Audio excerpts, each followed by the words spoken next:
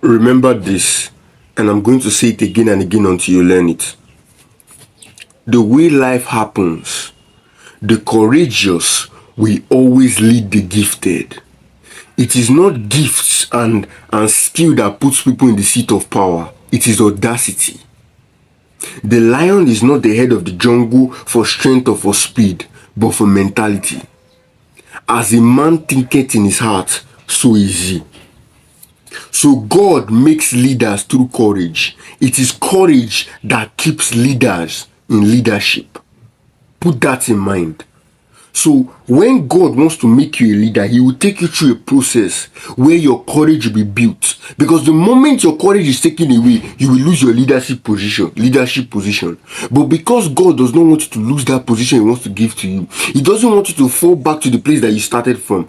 He makes sure he takes you through a vigorous process where your courage is strengthened. And I'm going to go deeper into this by showing you something in 1 Samuel chapter 30 verse 1 to 9. 2 days later, David and his men arrived back in Ziklag. The Amalekites had raided the southern Judah and attacked Ziklag.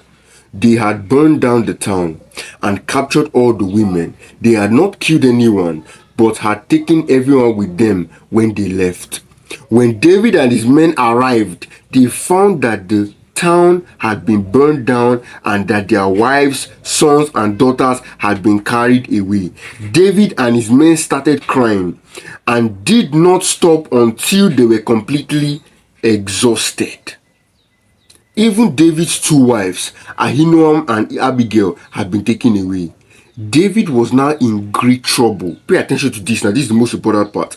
Because his men were all very bitter about losing their children. And they were threatening to stone him. They were going to kill him. He was going to lose his leadership position. The same people that were following him were going to be his downfall. The blessing that God gave him of leadership was about to be a curse. But look at what happened now. So they were about to stone him. But the Lord his God gave him courage. Courage.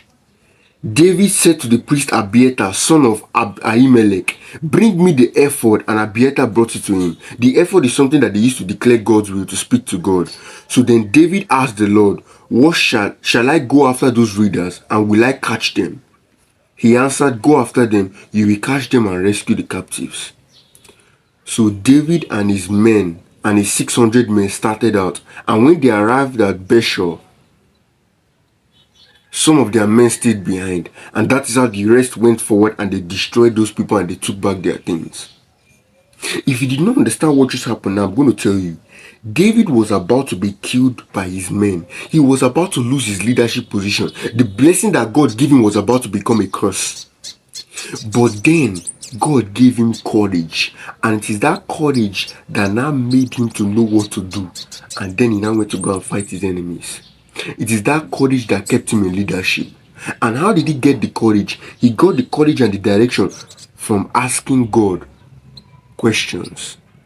He got the courage and the direction from seeking God's face.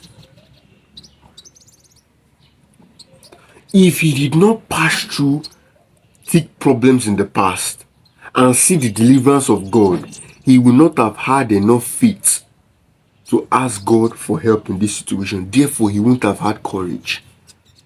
So all those pains that God passed David through, it was to prepare him and to give him courage so that he can stand hard times like this. So what you are going through now, God is trying to build your courage so that when the time comes, you'll be able to lead and you will not lose your resolve. Because if your courage is not strengthened, if you are not prepared, when the time comes, those people that you are leading, you are destined to lead, that blessing that God has given you will become a curse. Those people will overwhelm you and swallow you. That responsibility will be too much for you.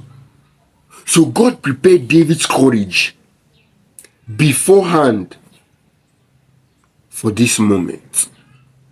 And because David was prepared, he did not shake. And that is how he maintained his position as leader. So what you are going through is to give you the tools necessary for your destiny. What we call success is opportunity meeting preparation. When the opportunity comes, you need to be prepared to meet it. If the opportunity comes and you're not prepared, the opportunity will spit you out. It will reject you. It will eject you. So put that in mind. If David had not prepared, if God had not prepared David beforehand, if God had not built David's stamina, if David's faith was not strong enough, if David was not close enough to God, he would have been weak like all his men, and his men would have not killed him.